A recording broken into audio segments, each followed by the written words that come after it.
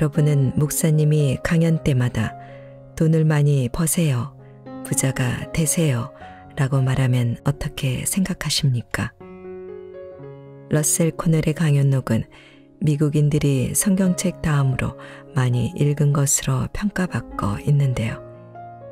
그는 강연 때마다 사람들에게 부자가 되라고 말했습니다. 목사라는 양반이 복음을 전하지는 않고 돈 버는 방법을 가르친다고 비난하는 사람들에게 그는 정직하게 돈을 많이 버는 방법을 가르치는 것이 복음을 전하는 일입니다. 라고 말했습니다. 목사인 그가 왜 이렇게 부자가 되라고 말했을까요?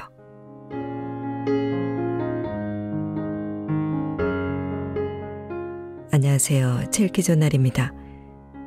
오늘의 주제는 부자가 되는 이야기인데요. 자기계발이라는 개념을 최초로 만들었다는 평을 듣는 러셀 코넬의 강연록입니다. 그는 예일대를 졸업하고 변호사로 일하면서 큰 명성을 얻었고 이후 목사로 전업했는데요. 사람은 누구나 부자가 되어야 한다는 메시지를 강하게 펼치면서 당시 사회 종교적 분위기로 인해 지탄을 받기도 했습니다. 하지만 그는 부자가 돼야 하는 이유에 대해 이렇게 말합니다. 온 세상에 기부가 필요한 것은 많지만 기부금은 항상 부족하고 가난한 사람들은 너무나 많다. 돈이 없을 때보다 돈이 많을 때 더 많은 힘을 가질 수 있고 더 많은 선행을 베풀 수 있다. 그래서 우리는 반드시 부자가 되어야 합니다.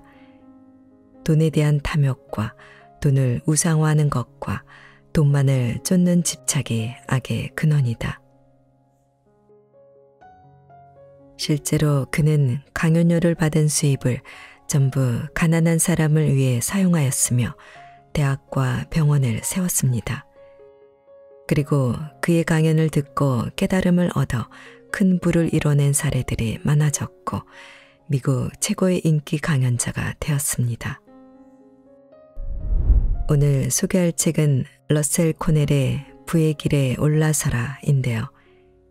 데일 카네기, 지그 지글러, 나폴레온 힐 등 미국 성공학, 자기계발 전문가들의 스승으로 평가받고 있으며 미국인들이 성경책 다음으로 많이 읽은 강연록 속으로 잠시 들어가 보겠습니다.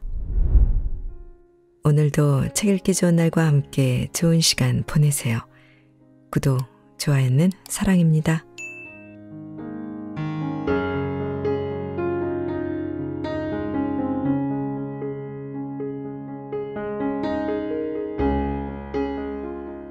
러셀 코넬의 생활 원칙 10가지 따라하기. 1. 부자 동네를 걸으라. 2. 내 집을 가져야 어른이 된다. 3. 발명의 눈을 가지라. 4. 또렷하게 말하라. 5. 평범한 것을 사랑하라. 6. 새 일을 찾기 전에 원래 일을 그만두지 말라.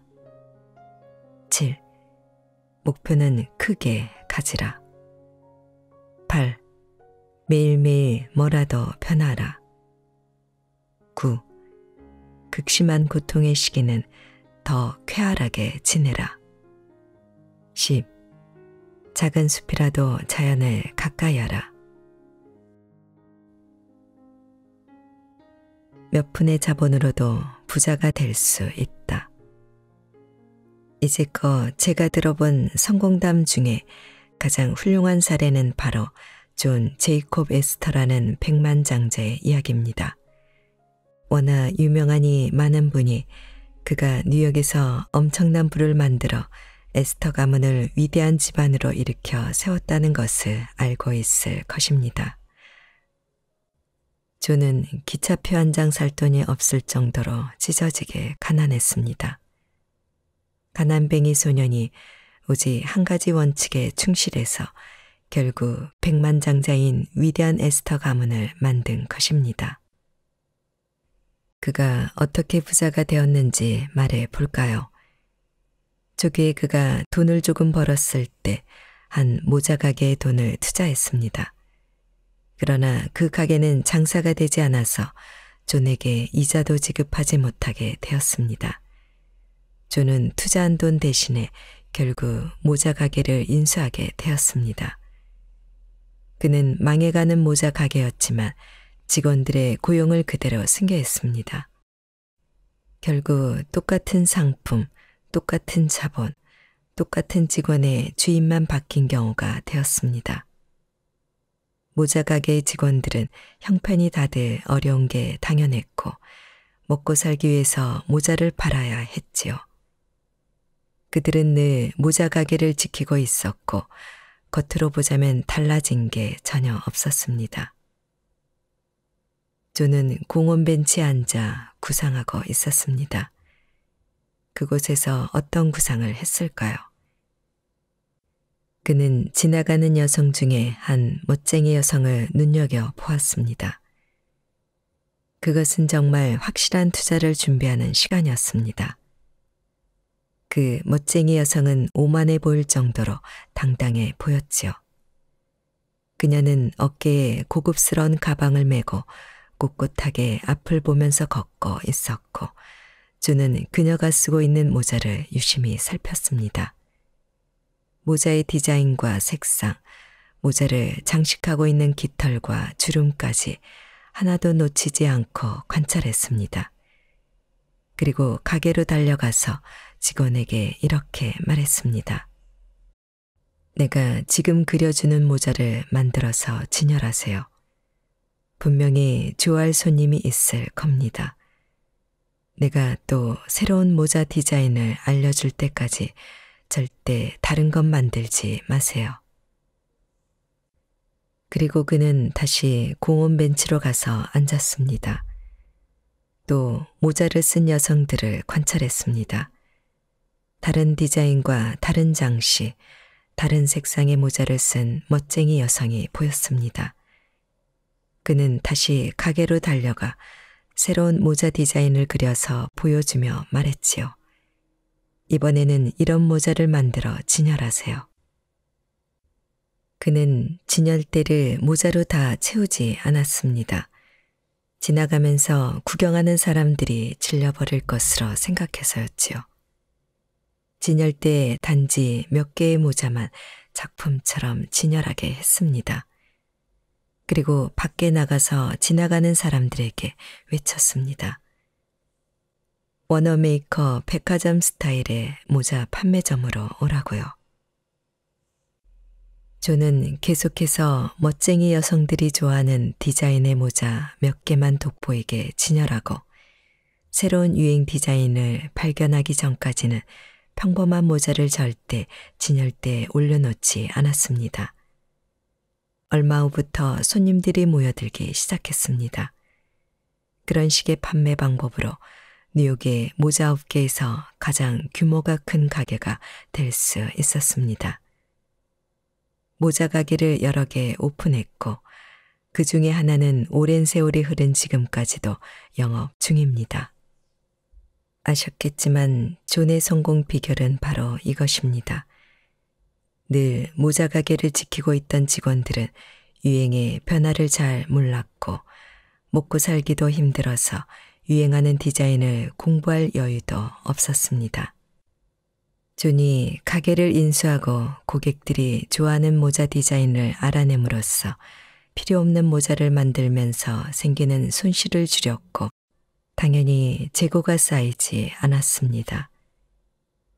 진열대 위에 가득 채워둔 모자들보다 고객이 원하는 디자인을 스케치한 종이 한 장이 사업을 일으킨 비결이 된 것입니다. 처음부터 큰 사업에 손을 댄다는 것은 수렁에 빠지는 지름길입니다. 헛된 야망은 자신을 더 초라한 사람으로 만들 뿐입니다. 물론 과거를 돌이켜보아도 처음부터 큰 제조업 같은 사업으로 빠르게 부자가 되었던 사람은 없었습니다. 벼락 부자가 되겠다는 꿈은 꾸면 안 됩니다. 저는 지식과 경험을 후배 세대에게 전해주는 것이 기성세대의 의무라고 생각합니다. 그러니까 이런 이야기를 해드리는 것은 저의 의무입니다. 세상에 성공하고 싶지 않은 사람이 어디 있겠습니까? 성공에 많은 자본이 필요한 것은 아닙니다. 먼저 고객이 원하는 것을 알아내야 합니다. 그러한 준비는 든든한 자본보다 확실하게 당신을 성공으로 이끌어주는 전략이 될 것입니다. 특별한 친구에게 가르쳐드리는 부를 찾는 방법. 왜 시골 구석에서는 부자가 되지 못한다고 생각합니까? 왜 뉴욕이 이런 소도시보다 성공하기 쉽다고 생각합니까? 대답은 단순합니다. 자신이 살고 있는 곳을, 그 배경을 스스로 비하하기 때문입니다. 이 세상에 앞으로 더 발전해야 할 장소가 있다면 그곳은 당신이 살고 있는 곳입니다. 기회는 저 멀리 있는 것이 아니라 바로 여기에 있습니다. 자신이 존재하는 이곳, 이 환경에서 성공하지 못할 이유가 없습니다.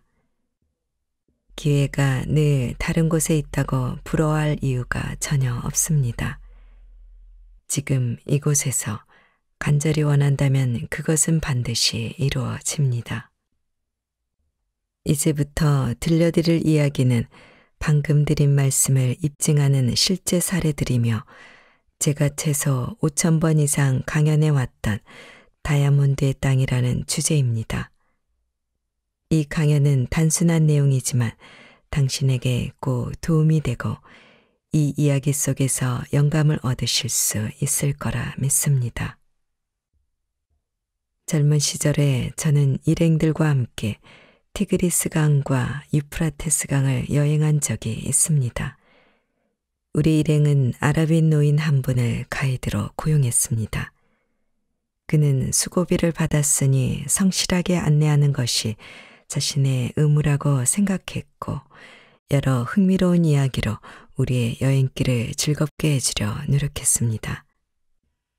경험이 많은 노인은 여러 이야기를 해주었고 그 중에서 지금까지 잊지 못하고 가슴 깊이 새기고 있는 이야기가 하나 있습니다.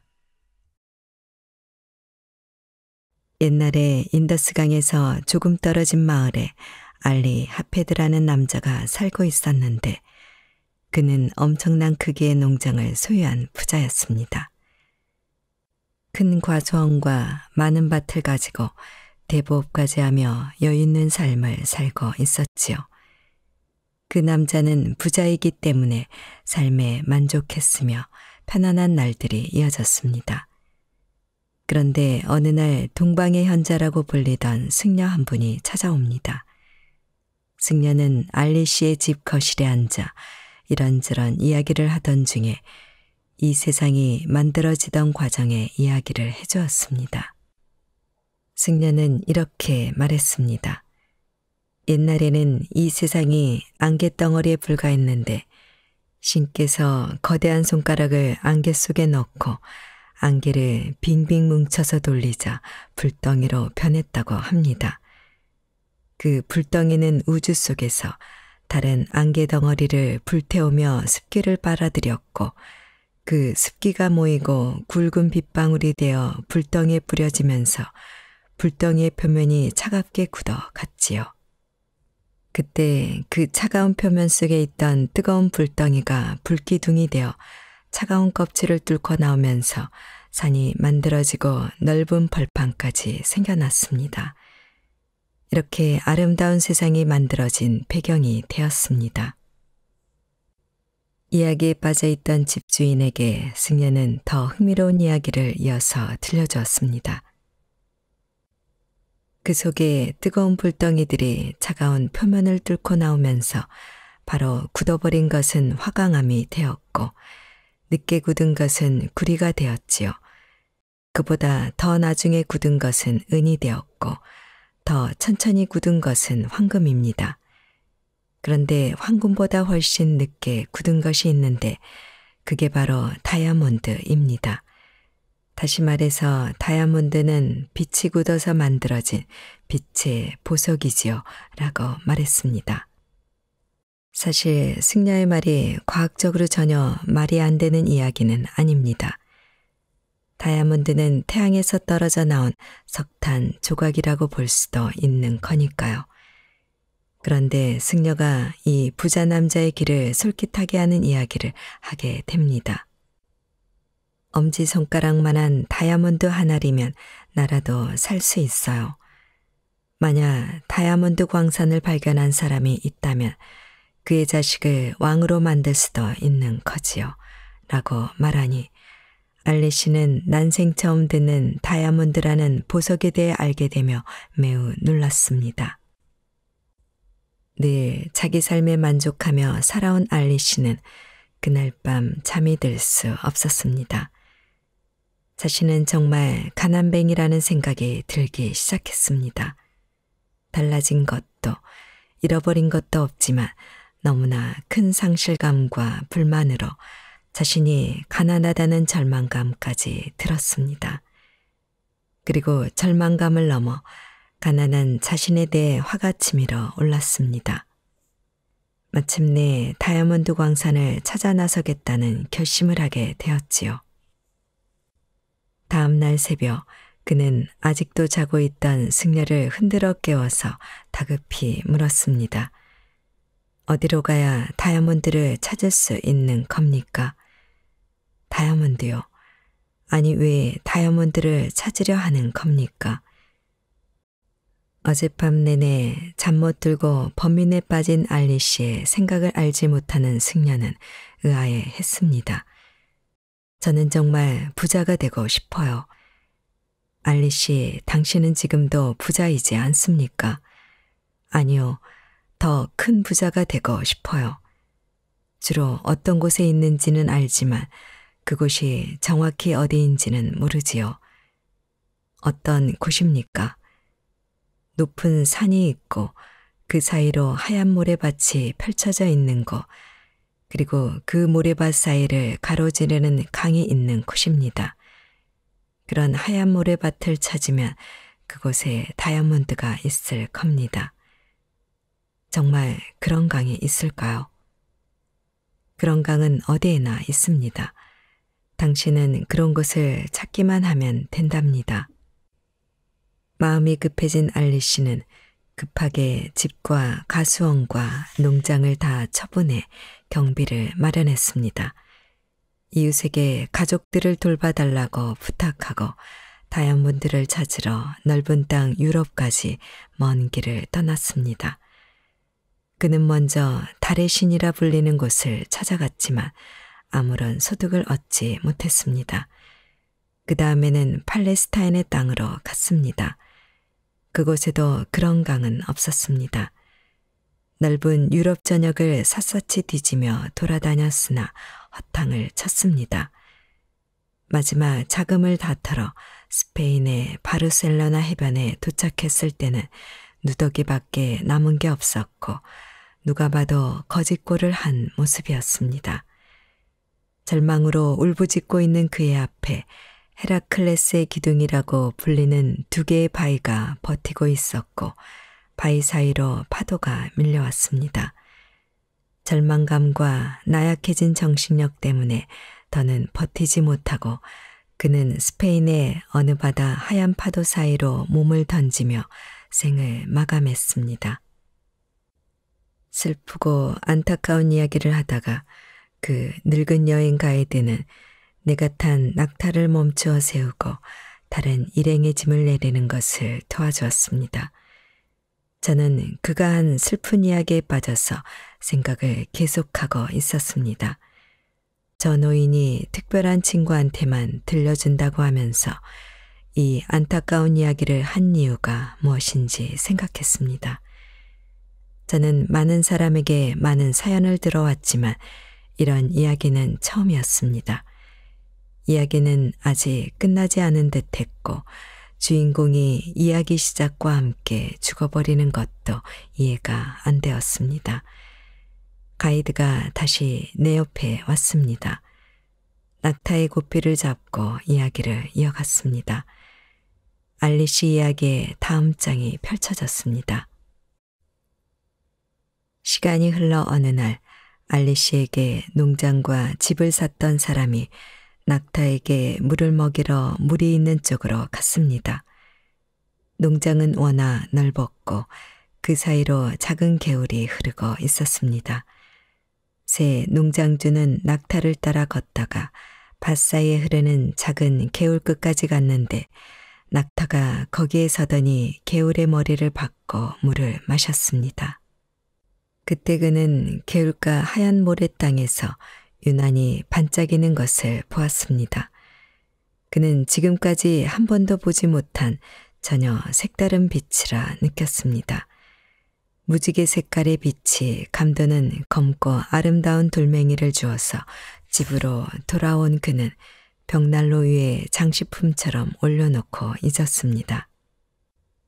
어느 날 동방의 승려가 다시 그 집을 찾아왔습니다. 승려는 그 집 거실로 들어오는 순간 바로 알아챘습니다. 벽난로 위에서 반짝이는 돌멩이가 무엇인지를. 승려는 놀라서 소리를 쳤습니다. 다이아몬드다. 알리씨가 다이아몬드를 찾아서 돌아왔군요. 라고요. 무슨 말씀인지요?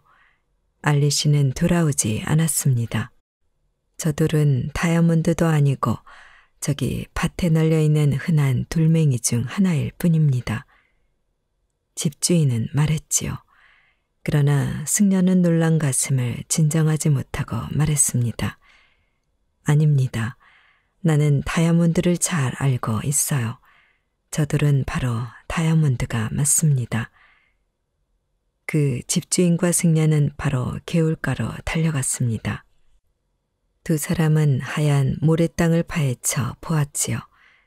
벽난로 위에 올려놓았던 돌멩이보다도 더 크고 더 빛나는 돌, 다이아몬드들이 무더기로 쏟아져 나왔습니다. 그 가이드 노인의 이야기는 실화입니다. 유명한 골콘다 다이아몬드 광산은 그렇게 처음 발견된 것입니다. 이 세상에서 가장 유명한 다이아몬드 광산이며 우리가 잘 아는 킴벌리 광산보다 더욱 큰 광산이었습니다. 영국 여왕의 왕관을 장식하고 있으며 세상에서 가장 큰 다이아몬드라고 알려진 코인우르와 러시아 왕이 왕관에 새긴 오를로프라는 이름의 다이아몬드도 바로 알리씨가 팔아버린 농장에서 발견된 것들입니다. 늙은 가이드는 다시 터번을 벗어 공중에서 빙글빙글 돌렸는데 그 동작이 마치 상대를 더 깊은 생각에 빠져들게 하는 것 같았습니다. 알리씨 이야기 속에 담긴 교훈이 무엇인지 찾아보라는 지시같이 여겨지기도 했습니다. 만일 알리씨가 자기 농장을 자세히 살폈더라면, 농장의 끝에서 끝까지 다 가봤더라면, 자기 땅을 더 사랑하고 더 아꼈더라면 어땠을까요? 그랬다면 그 고생을 하고 낯선 땅에서 거지가 되어 목숨을 잃지는 않았을 겁니다. 가까운 곳에서 보물을 찾는 노력을 했더라면 당연히 다이아몬드를 찾았겠지요. 그의 농장 전역이 다이아몬드가 쏟아져 나오는 광산이었으니까요. 그는 이렇게 교훈을 말해준 것이지요. 저는 그 말을 듣고 나서야 그가 특별한 친구에게만 들려주는 이야기라고 했던 이유를 알 수 있었습니다. 저는 큰 깨달음을 얻었습니다. 일단 시작부터 시작하라. 시작을 미루지 마십시오. 일단 시작부터 시작해야 합니다. 제가 보스턴에서 변호사를 하고 있던 30대 후반의 일입니다. 어느 날 모르는 사람이 찾아와서 작은 교회를 파는 일을 의뢰했습니다. 렉싱턴에 있는 조그만 교회였죠. 저는 렉싱턴으로 직접 찾아가서 그 교회의 상태를 보았습니다. 그리고 매각 방법을 의논했지만 그 아담한 교회를 팔아야 한다는 것에 안타까운 생각이 들었습니다. 10명도 채 안 되는 교회 신도들을 모아놓고 매각 문제를 의논하는데 모두 침울한 얼굴로 앉아 있었고 긴 시간 침묵이 흘렀습니다. 노인 한 분이 일어서서 떨리는 목소리로 말씀하시더군요. 도저히 다른 방법은 없을 것 같습니다. 제 평생 함께 온 교회지만 말씀하신 대로 팔 수밖에요. 모든 신도가 동의하는 분위기였습니다. 노인은 아주 어린 시절 있었던 교회에서의 일을 회상하는 말을 하다가 회의가 끝나기도 전에 다리를 절뚝거리며 고단한 몸을 이끌고 교회를 나갔습니다. 남아있던 신도들은 한마디도 하지 않고 슬픈 얼굴을 하고 있었습니다. 그때 제가 불현듯 용기를 내서 말을 꺼냈습니다. 여러분은 왜 다시 시작할 생각을 하지 않습니까? 이 교회를 끝까지 지켜볼 생각을 하지 않습니까? 한 분이 대답했습니다. 교회가 너무 오래되고 낡아서 건물이 주저앉을까봐 걱정입니다. 저도 이미 교회를 샅샅이 둘러보았기에 잘 알고 있었지만 이렇게 말했습니다. 내일 아침 교회에서 다시 만납시다. 같이 교회를 고쳐 보아요. 이 교회에서 예배를 볼 수 있도록 고쳐보는 겁니다. 침울하던 그들이 하나둘 환한 미소를 보이며 고개를 끄덕였습니다. 저는 용기를 더 북돋웠고 사람들은 자신감을 조금 얻은 것 같았습니다. 저는 그 자리에 계신 분들과 그들의 이웃이 다음 날 아침에 교회로 모일 것이라 확신했습니다. 저는 다음 날 망치와 도끼, 지렛대를 챙겨 들고 교회로 갔습니다. 그런데 아무도 오지 않았습니다. 저는 혼자 멍하니 교회를 쳐다보았습니다. 그 교회를 수리해서 고친다는 것은 불가능해 보였습니다. 고칠 수 있는 수준이 아니었으니까요. 그렇다면 새 교회를 짓는 방법밖에 없지요. 그래서 저는 망치를 들고 교회를 부숴 허물어뜨리기 시작했습니다. 망치를 힘껏 내리치고 일을 하고 있는데 한 남자가 다가오더군요. 전날 만난 교회 신도가 아니었지요. 아니, 교회를 도대체 어떻게 하려는 겁니까? 보고 계시잖아요. 낡은 교회 건물을 부수고 있는 겁니다. 새 교회를 지을 겁니다. 저는 유쾌하게 답하며 일을 계속했습니다. 사람들이 그걸 동의할까요? 마을 사람들이 새 교회를 원한다는 걸 저는 알고 있습니다. 저는 그의 시큰둥한 반응에 아랑곳하지 않고 하던 일을 계속했습니다. 계속 지켜보고 있던 그 남자가 이렇게 말했습니다. 제가 새 교회를 짓는데 $100를 기부하겠습니다. 저기 말 보관소 보이지요? 그곳에 제가 있을 테니 저녁에 오시면 $100를 드리겠습니다. 저는 감사 인사를 하고는 계속 일을 하고 있었는데 또 한 명의 남자가 가던 길을 멈추고 제가 하는 일을 지켜보고서 있더군요. 그 또한 제가 새 교회를 지으려 한다는 사실에 황당한 표정을 지었습니다. 그래서 저는 아까 말보관소에서 일하는 사람이 기부하겠다고 했다는 말을 했습니다. 그 돈을 아직 받은 것은 아니니까 그 사람이 기부할지 안 할지 모르는 일입니다. 그는 믿을 수 없다는 듯이 말했습니다. 아직 받은 것은 아니지만 오늘 저녁에 그 기부금을 받게 될 것입니다. 절대 그런 일은 없을 거요.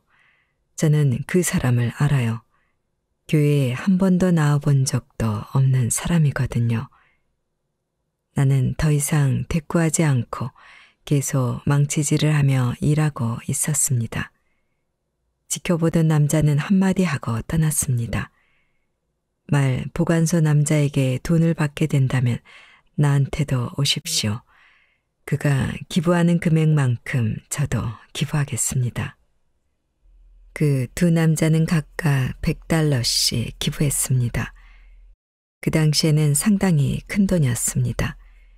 교회 사람들은 아무 상관도 없는 제가 노동을 하며 그들을 돕는 이유를 이상하게 여겼습니다. 그러나 저는 하던 일을 계속했습니다. 교회 건물을 허무는 일은 혼자 하기엔 너무나 힘든 일이었지만 쉬지 않고 계속해 나갔습니다. 교회 사람들은 저의 모습을 지켜보다가 하나둘씩 새 교회 짓는 일에 나서기 시작했습니다. 교회 건물 철거 작업이 끝나고 새 교회를 짓게 되면서 시간이 꽤 걸릴 것 같았고 예배를 계속 볼 수 있어야 하는데 그 교회에는 목사가 없었습니다. 나는 보스턴에서 일하고 있었지만 주말마다 넥신턴으로 가서 그들을 위해 설교했습니다. 그 마을에 방을 하나 빌리고 그 장소에서 예배를 보게 했지요.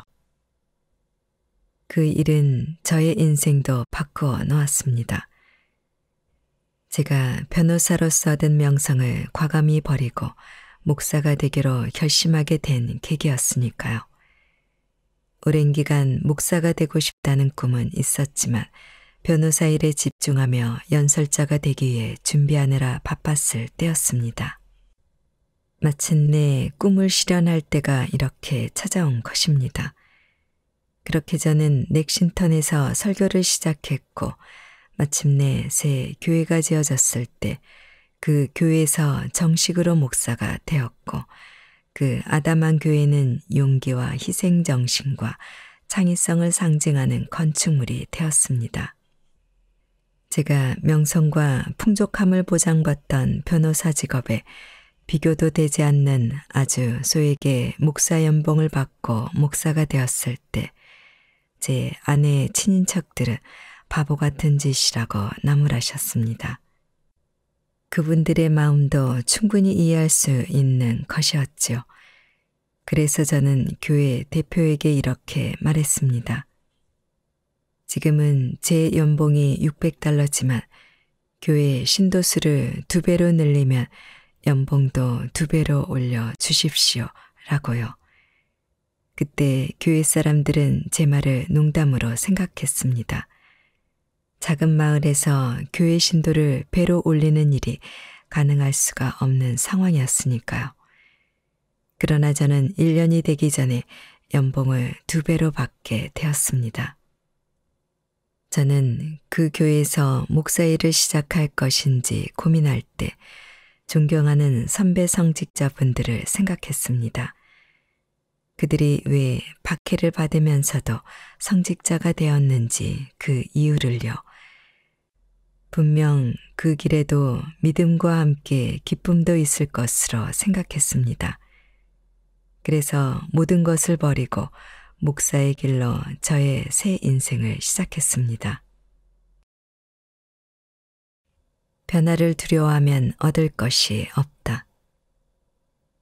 사람은 늘 한결같아야 합니다. 또 사람은 늘 변해야 합니다. 저는 목사 일을 하면서 항상 생각했습니다. 왜 교회는 항상 엄숙해야 하는지, 왜 교회는 경건함을 유지해야 하는지를 말입니다. 저는 오랜 관습을 깨고 즐겁고 신나는 교회를 만들고 싶었습니다. 기존의 교회와는 전혀 다른 모습의 새로운 교회를 만들고 싶었습니다. 교회만 해당하는 것이 아닙니다. 어떤 일을 하는 곳이든 마찬가지입니다. 그런데 어디서나 마찬가지로 변화는 항상 오해를 만들고 질투를 불러오지요. 많은 사람이 변화를 두려워하는 것은 바로 그런 오해와 질투 때문입니다. 그러나 변화가 없이 무슨 발전이 있겠습니까? 아무런 변화 없이 그대로 있는데 어떻게 앞으로 나아갈 수 있습니까? 우리는 기본적으로 늘 변해 왔습니다. 생각해 보십시오. 10년 전 자신의 모습을 분명 지금과 똑같은 사람은 세상에 없습니다. 그렇게 조금씩 조금씩 누구나 변해 갑니다. 자신만은 변하지 않겠다고 마음먹어도 변하지 않을 수 없습니다. 세월에 따라 사람은 변해가는 게 당연합니다. 변하지 않을 수 없다면 좀 더 좋은 모습으로 발전적인 방향으로 변해야 하지 않겠습니까? 스스로의 의지로 그렇게 변화해야 하지 않겠습니까? 변화한다는 것은 실행한다는 것, 즉 행동으로 옮긴다는 의미입니다. 변화와 실행은 다른 말이 아닙니다. 생각만 하고 있던 것을 행동으로 옮길 때 바로 변화하는 것입니다. 부활절 예배 때마다 저는 새로운 상징물을 들고 예배당에 들어섭니다. 파란 알과 비둘기를 들고 간 적도 있고 백합꽃을 가져간 적도 있지요. 그날 설교의 핵심이 되어주는 상징물들입니다. 상상해 보십시오. 십자가가 세례대에 반사되어 반짝이고 세례대의 물이 흘러내리고 장미꽃이 그 물 위에 띄어져 있는 모습을요. 세례를 받은 사람들은 장미꽃을 선물 받습니다. 너무 아름다운 모습이지요. 세례받은 날을 기억하며 성경책 갈피로 끼워져 오래오래 소중히 간직될 장미꽃잎 말입니다. 정말 아름답고 새로운 교회의 모습, 제가 그려온 모습입니다. 지금 수많은 사람이 저의 이런 새로운 방식의 강연과 설교를 듣기 위해 몰려옵니다. 누구나 언제나 새로운 것에 대한 기대와 열망이 있어야 합니다. 그런 것이 활력소가 되어주며 과거와 다른 변화의 모습을 만들어냅니다. 과거에서 벗어나십시오. 변화를 두려워하지 말고 매일 새로운 모습으로 꿈꿔오던 것을 실행에 옮기면서 새로운 모습으로 나아가십시오. 생각해 보십시오. 내일 또 오늘과 달라진 자신이 얼마나 멋있습니까? 늘 똑같은 걱정을 하고 늘 똑같은 불평을 하고 늘 똑같은 일을 하면서 무엇이 더 좋아지기를 바랍니까? 계속 변해야 합니다. 변화를 추구해야 합니다. 변화를 적극 수용하면서 또 변하지 않도록 지켜야 하는 것이 있습니다. 그것은 자연입니다. 자연이 변하지 않도록 지켜야 하는 것은 우리의 막중한 의무입니다. 힘겨울 때 자연은 큰 진리를 가르쳐 줍니다. 저는 어린 시절을 보낸 고향에 대해 깊은 애정을 갖고 있습니다. 언덕을 휩쓸고 지나가는 바람을 사랑하고 높은 곳에서 바라보는 탁 트인 전망과 작은 숲들에게 친밀감을 느낍니다.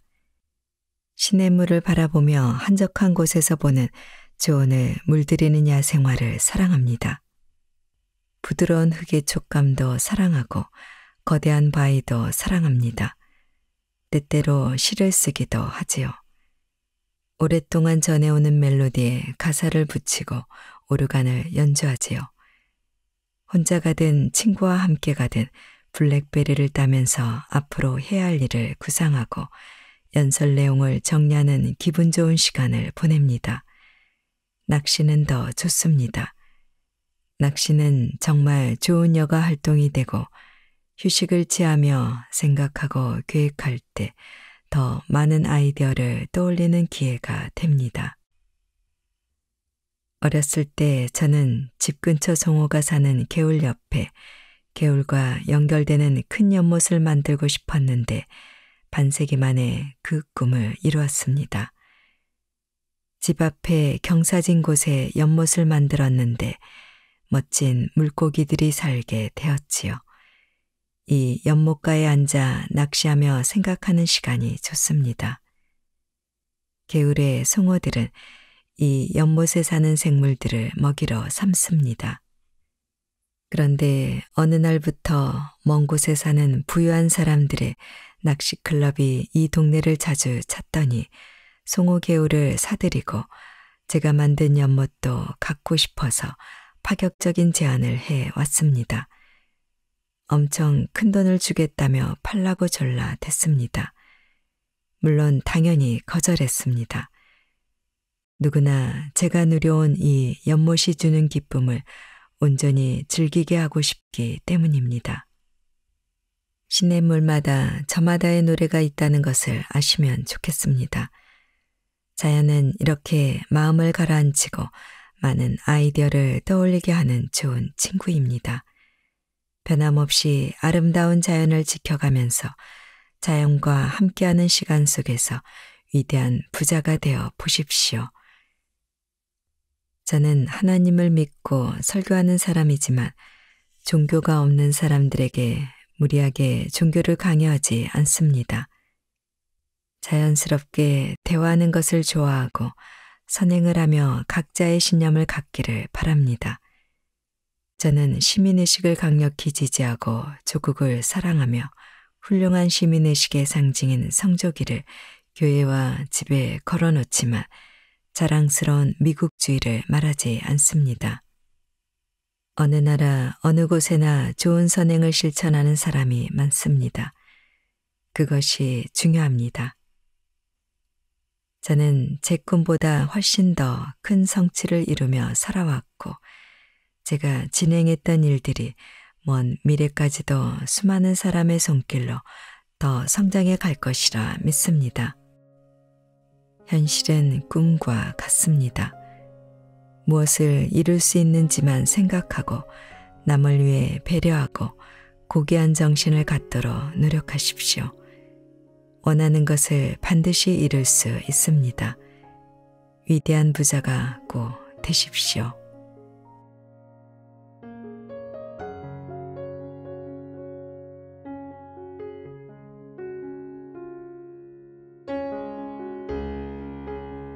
책 읽기 좋은 날 오늘은 여기까지입니다.